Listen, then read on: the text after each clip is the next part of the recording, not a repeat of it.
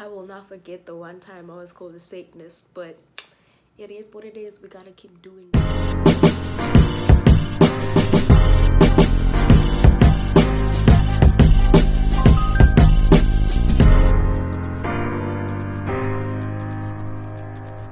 The untold story of being in ministry. Hi, I'm Lihle. I'm founder and president of the God Call Movement, which is a Christian nonprofit, non-denominational organization that is God-centered and wants to reinstate the God culture in our generation. Founded and based in Eswatini, but technically now based online because of COVID and all things. I am flu-y, meaning that I got the flu. It's starting to sit on me and stuff. It's not corona. It's not. But I'm here to talk about the truths about being in ministry. Before I go on with this video, I would like to invite you to subscribe and be a part of this family, and so that you get to know everything about the things that I think about and the things that I want to talk about. I said ignore the fluey voice, so probably you might see me grabbing some tissue and blowing my nose, and it's kind of red, whatever. But we gotta continue. We gotta do things that need to be done because it's probably the only time I have to film this because it's a work week and stuff. So also do my hair. So let's talk about it. Let's get to it. The truth about being in ministry. Just a few disclaimers. I'm talking about, I don't even know if I'm worthy to say that's a genuine ministry, and I'm talking about ministry not necessarily starting a church, but just responding to the call of the Lord. Not necessarily the call of the Lord, like specifically those people who've been called, like had an audible voice type of calling, but that moment you decide to partner with God to do God's work, to win people over, or something is impressed in your heart by some and is supported by scripture that this is something godly, and I don't need credentials to do it, but I'm doing it because I'm a child of God type of ministry, which is basically your everyday life, that ministry part of ministry. The truth about that part, I think personally from stories that I hear from people, it's either true what they say or it's too romanticized, as if God, if it's his bill, what if it's his will, it's gonna be his bill, like God makes a way. It's true, but I'm talking about the part of it that is romanticized.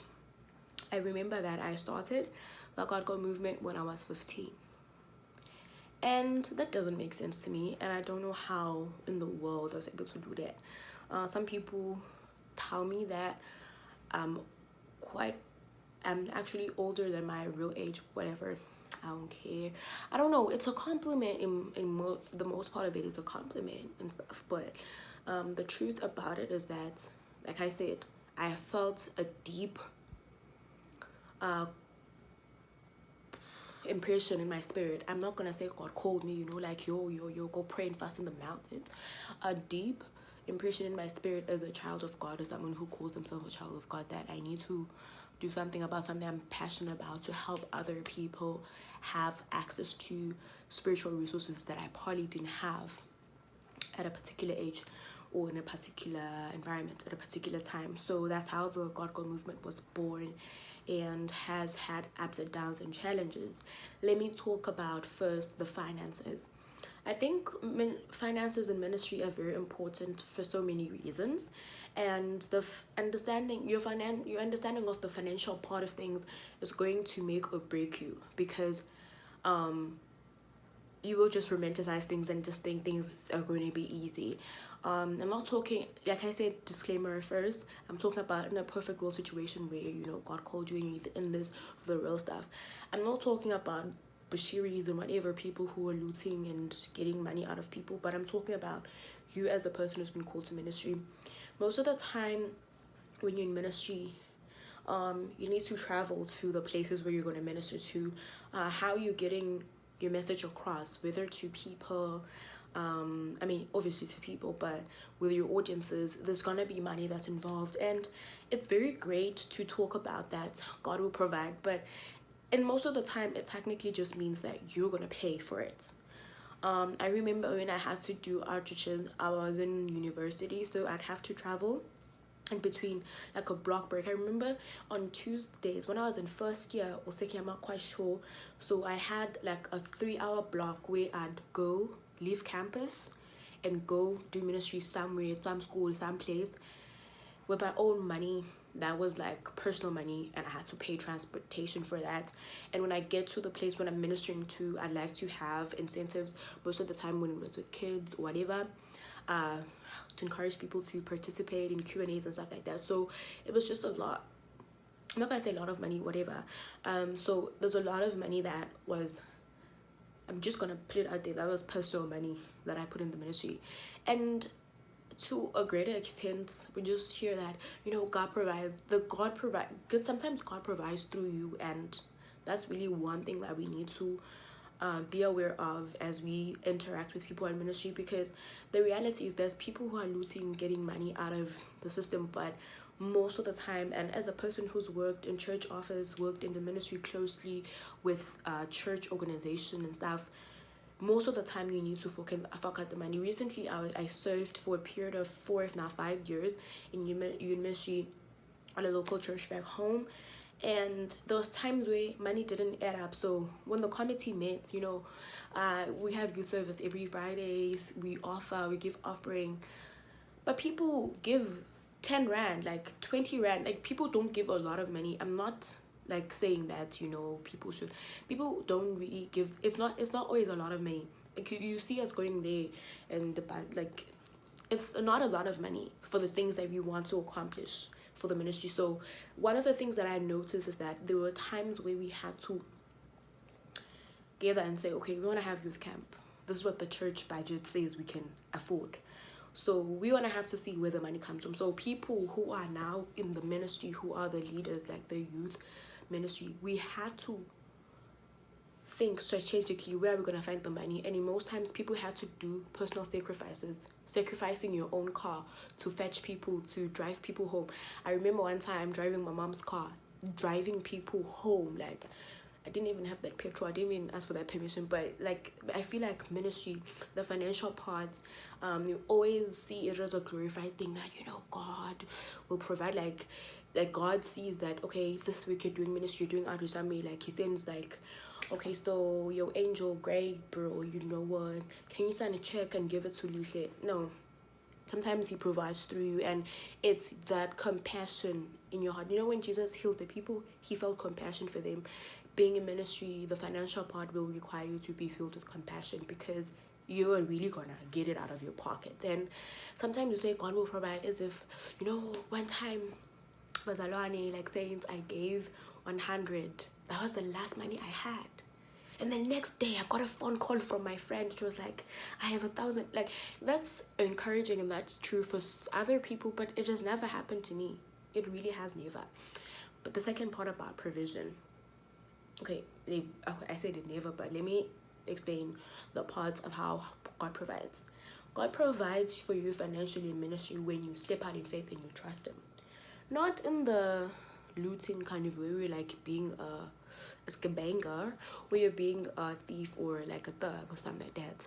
So financially, I've seen God provide for me when in 2018, I hosted our first conference, negotiations at Bethel Court. First of all, Bethel Court is a very affordable hotel that is really great in terms of the food, the service, and everything. I really appreciate it so much for them.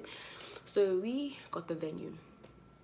And personally, I'm not the person to make an event expensive, because my target audience, I want people to afford to come to our events.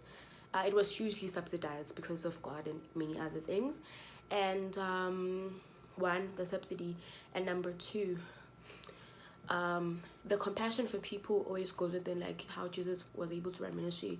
I've been in situations where I wanted to attend the type of event that I was creating, but I couldn't afford it because it was 300 rand. That's like 600 NT, or like it's quite a lot of money for the target. Or like, imagine someone hosting an event for 18-year-olds and it's 300.